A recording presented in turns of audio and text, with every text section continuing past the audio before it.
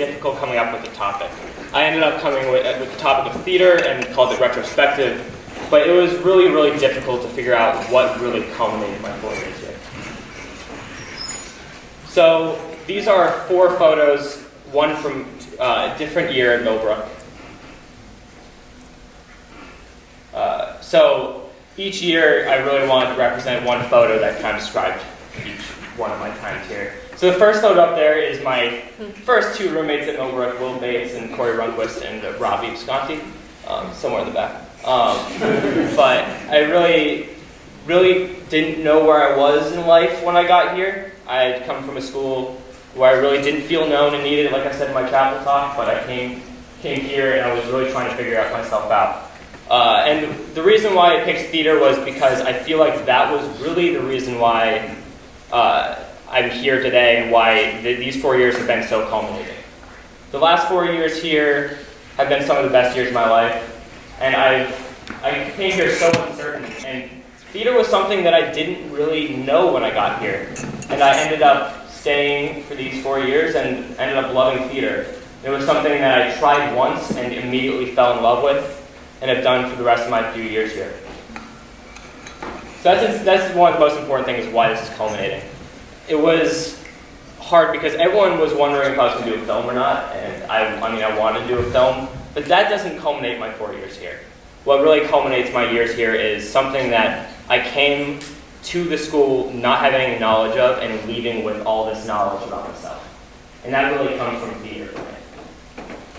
So I'm going to describe the process of what I did and why theater was my outlet for this. So I ended up starting with writing transcripts. So I took 3 different years or periods of my time at Millbrook, and I called them the beginning, the middle, and the end. The beginning of how I came here, the middle is really the meat of how I transformed, and the end was how I'm going to leave here. And also a part of that is how I'm going to continue to evolve. And that comes from the title retrospective. The first monologue that I wrote was the beginning, and that was the most retrospective. That was over 3 years of my past, and it's something that really that kind of shows how I've come to being, and it's looking back at the past, which was something I was curious about in time. Retro being behind you, and perspective being how you look at it. So that's what I was really thinking of, was how can I look back at my past, but at the same time gain from that in my monologues, from the beginning, the middle, and the end. And the end obviously isn't retrospective, it's right now. And I'm trying to show that is something I'm still living in, and something that I can write a monologue about. But I could write the same monologue 4 years from now, and it's going to be completely different. And that comes from what I've already learned through the next few years, and how I continue to grow as well. So the next was writing the monologues. I had spent about an hour for each monologue just talking into my phone and having a conversation with myself, especially with the first one. The first one was, like I said, 4 years ago, and I really needed to talk to myself to get the words out of what it was like here. I ended up coming up with a few snippets that I really felt were the best moments of myself here, and that kind of culminated in coming up with using these monologues as a way to come up with these monologues. The next was writing them and memorizing them. The memorizing felt like it was the easiest part. The memorizing was, obviously I was memorizing something I wrote as monologues. So memorizing it, I didn't memorize it word for word because I knew I would have a different interpretation of my monologue every time. Because you really do. The ways you reflect on yourself, and as I've learned through this process and through my time at Millbrook, really do change.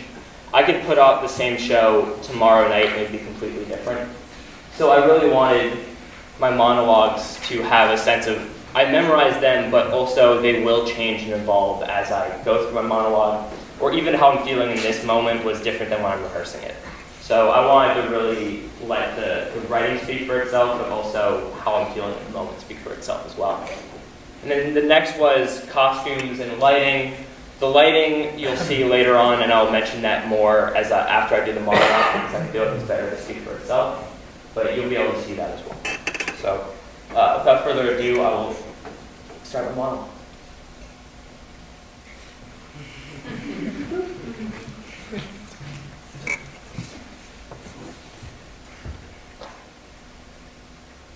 Theater's for geeks, really? It's for people who like to feel what they sing what they feel. Like, isn't it better to stay out? Stay out, stay out of the spotlight. If you're 13, do you really know yourself? Like, really? You will change, so what's the point of going out there when you're 13 years old and trying to put out a performance? Or be yourself? I will never be able to perform on stage. It's just impossible. I don't think I can do it, and I know I will transform, but I can't do that. I think that's too out of my comfort zone. And it's too out of reach.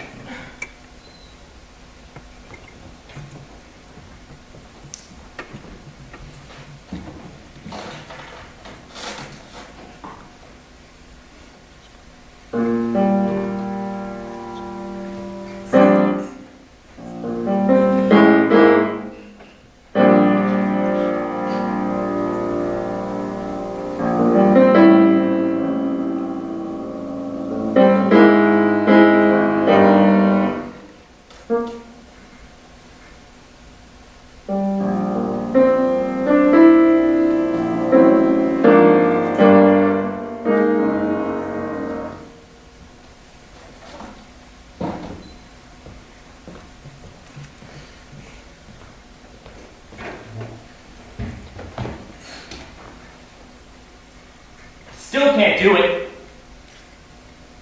It's just frustrating. Every time I go into the spotlight, I just get in this state of paralysis. I don't even know what to call it. Maybe it's like a deer in headlights.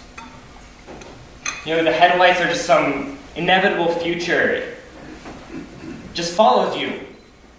It won't leave you. And then when you realize you aren't yourself without it,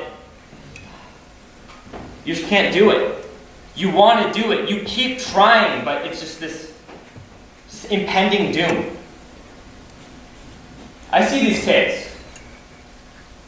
These kids are just themselves in the spotlight. They just go in, and they're not in shock. They're not in paralysis.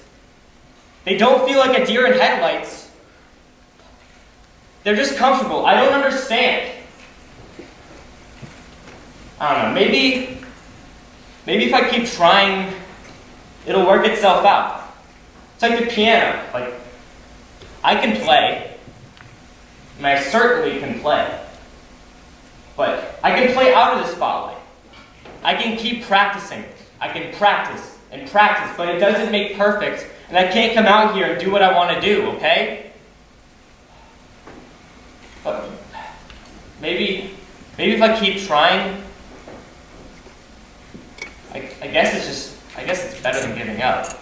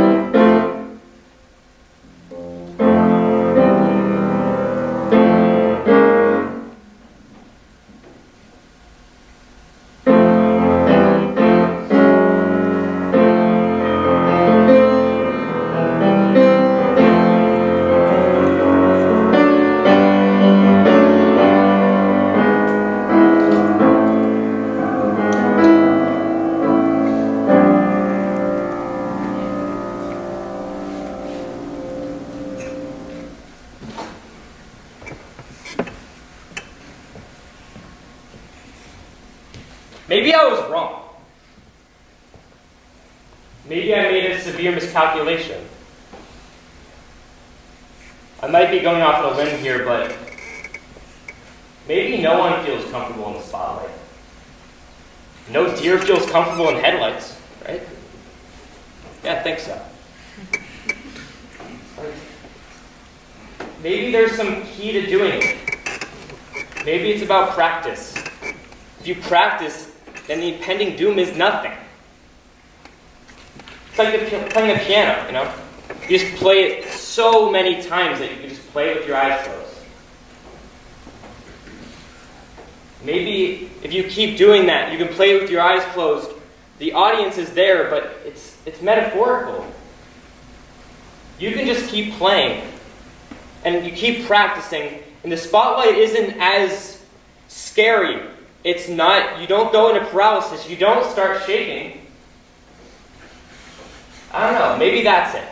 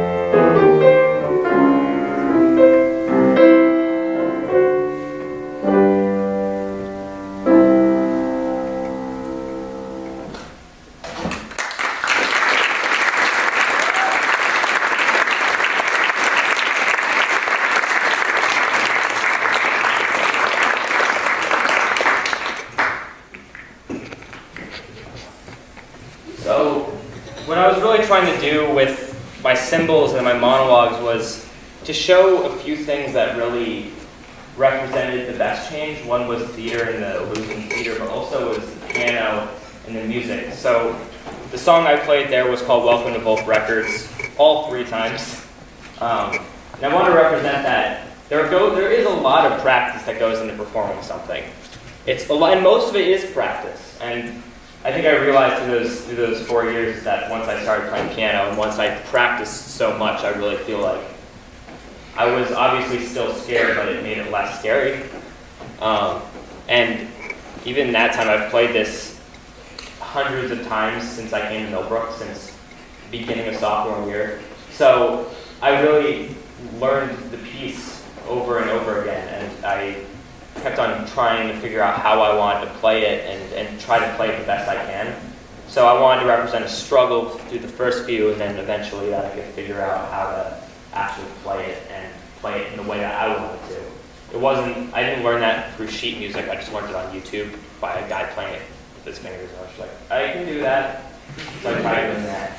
And eventually I could kind of listen to it a few times and then add my own twist to it. So I wanted to represent that was the twist that I was looking for, was how to make something your own. And I feel like I really made theater my own through my 4 years, and that was my representation of that. And then the spotlight as well, during the monologues, I wanted there to be a spotlight. And the spotlight wasn't meant to be something that was like showing off or something like that you'd see in a spotlight. I want to be in the spotlight, look at me.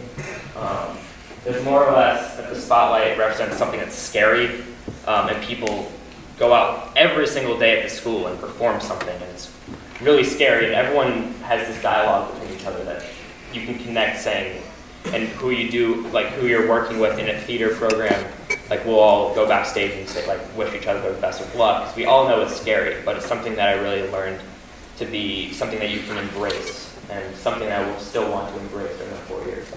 And the last was the clothing. There really isn't that much, but I wanted something that was neutral and something that I actually wore for my 4 years here. To represent that I really changed a lot on the inside, but I feel like I feel the same in some ways. There's something about myself that I feel like is the exact same thing as the day I walked into the place, and it'll be the same day I walked out of the place. So I thought that was kind of the best representation. So that was really my CES. My process changed in the way that I looked at something. And the idea of retrospective wasn't what I was going after, but eventually it really felt like the way to look back at myself. You can put yourself in the shoes of somebody, but at the same time, you still have that sense of, this is me now looking back at my past. And I still want to do that. You don't take enough time to be retrospective in your life. But it felt like one of those times. Thank you.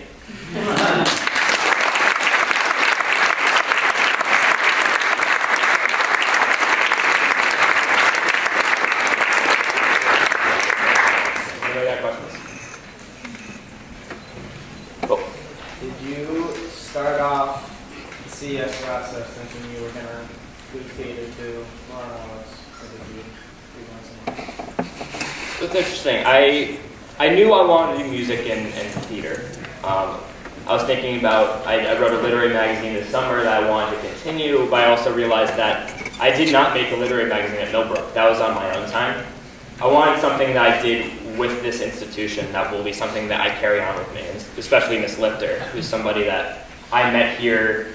It was one of the first formal dinners I had here. We were talking, and she was like, "You're doing the musical, right?" And then I said, "Yes." And then I didn't do the musical.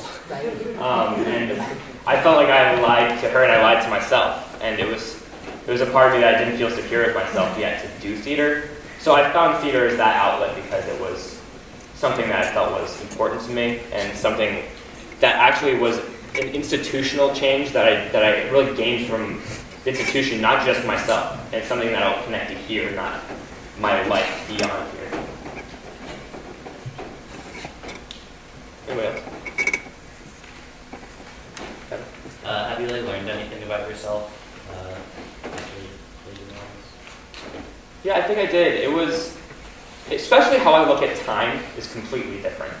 I look at time as something that is important to be in the present, but it's also important to reflect on your past. And I was figuring out how I could journal more, because it's important to journal. It's important to remember each moment.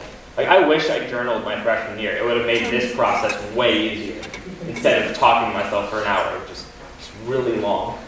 But I was able to realize that if you journal and you can figure out and kind of keep a record of your present, past is way easier to remember. And it's something that, especially my dad is always taking photos. He has a camera right now. And it's of my whole life. I still have videos from everything. And it's important for me that I document my time here and try to really remember it and grasp it. So that's what I was trying to do. I feel like I gained the valuable tool of actually being able to understand yourself and understand how you reflect on time. So that's important. How did your first Millbrook performance affect all the other performances? So my first performance was the Laramie Project. It was my sophomore fall. And I think that was one of the hardest plays I've ever had to do here. All the other ones I've been given what to do. There's stage directions, there's a lot of dialogue between people, but the Laramie Project was all monologue. So when I was doing the monologues, I really had to understand my character and myself. And it was not understanding, it was understanding other characters' stories, but not in the moment. It was really sharing a story. And once I learned how to share a story, and especially with the Laramie Project, they're all massive monologues about a really deep topic. And once I learned how to tell a story through that, I feel like I want to tell more stories or get in the shoes of people who tell stories. And once I got into the shoes of that, I really couldn't stop. And I wish I did more productions while I was here, but I'm still glad that I did them. I still was able to do 5 Millbrook productions. That's all we have. Thanks, Maren.